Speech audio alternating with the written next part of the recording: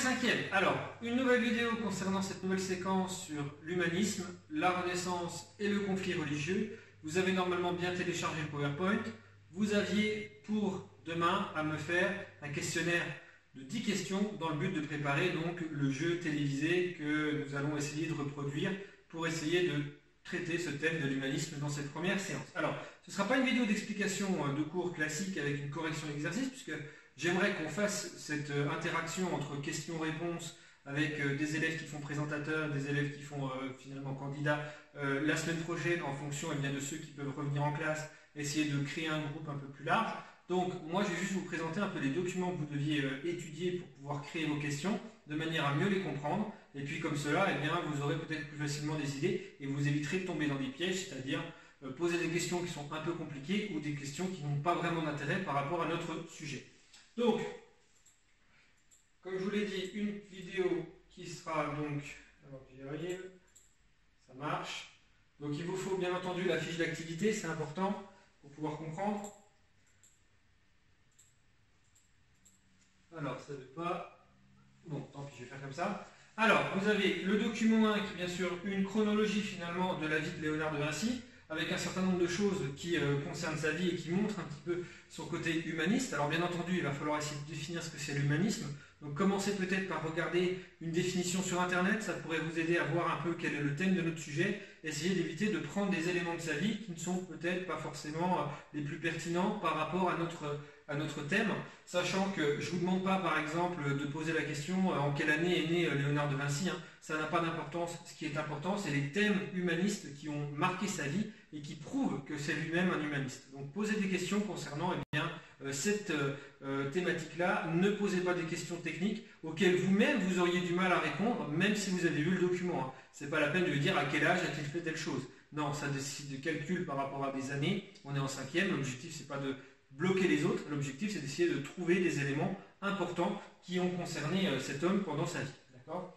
Alors, le document 2, pareil, il parle d'un humaniste qui s'appelle Erasme, et Erasme a effectué un certain nombre de voyages dans sa vie. C'est pour ça que vous avez une carte de ses principaux voyages. Ça, le thème du voyage, c'est important dans notre domaine. Essayez avec la définition de comprendre la raison, de comprendre pourquoi. Et puis ensuite, essayez de voir comment vous pourriez utiliser cette carte pour réussir à trouver des questions qui soient intéressantes et des questions qui ne soient pas non plus trop techniques. Pareil, vous avez un certain nombre de lieux, d'étapes qui ont été réalisés lors du voyage d'Erasme. Ça ne sert à rien de demander par exemple quelle est la ville qu'a parcouru, où est passé Erasme entre Mayence et Fribourg. Voilà, à un moment donné c'est trop compliqué. Donc il faut juste plutôt regarder dans quelle zone finalement de l'Europe est-il allé, pourquoi est-il allé là-bas, peut-être que dans la légende vous allez trouver la réponse et ça peut vous donner des pistes. D'accord ? Donc restez sur le thème de l'humanisme, allez pas dans le technique. Et ne dites pas combien de villes il a visité par exemple, ça n'a aucun intérêt, ça c'est trop compliqué. Soyez quand même quelque chose, faites des choses qui soient simples. Alors ensuite, au niveau du document suivant, vous avez une séance d'études anatomiques, une gravure sur une séance d'études anatomiques publique au XVIe siècle. Ici, vous avez un thème avec bien sûr des explications qui sont données dans la fiche d'activité. L'objectif de cette gravure, elle est là pour vous montrer un peu l'essor de cette étude anatomique à partir du XVIe siècle. On essaye de comprendre un peu mieux comment fonctionne le corps humain et on va des fois pratiquer des dissections d'animaux ou même des dissections humaines, bien sûr sur des cadavres, hein, c'est pas sur des personnes vivantes, hein, c'est sur des cadavres et c'est en public, c'est-à-dire que ça attire du monde. C'est quelque chose qui peut arriver parfois dans certaines villes où on crée des lieux spécifiques pour ça, des lieux qui permettent d'étudier finalement ces corps et d'avoir un public qui se met en gradin autour pour regarder.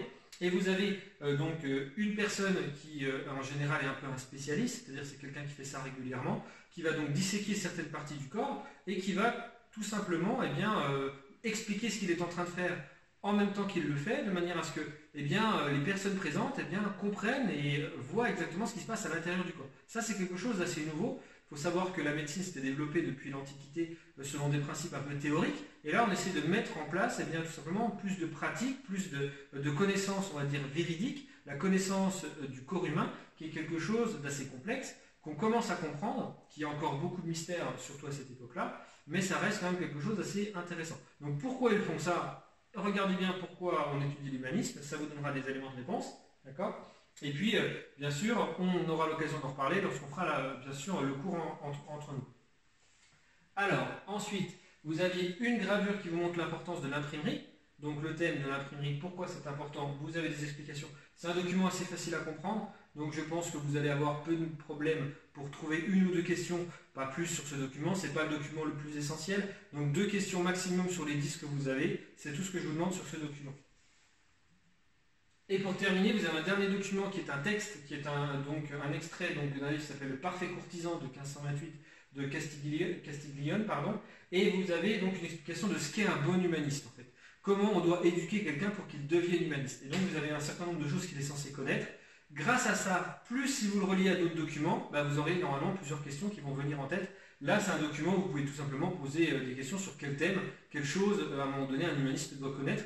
Et à votre avis, pourquoi c'est important? Ça peut être aussi intéressant de trouver des questions un peu annexes qui vont rester par rapport au thème, mais qui posent au moins, qui obligent le candidat qui répondra à la question, de réfléchir et pas seulement de redonner quelque chose qui est vu de manière directe dans le texte. Ça peut être quelque chose qui a trait, tout simplement, à un des thèmes qui est vu. Ça peut être intéressant. Voilà. Normalement, avec tout ce que je vous ai donné comme élément, vous êtes capable de me faire vos 10 questions.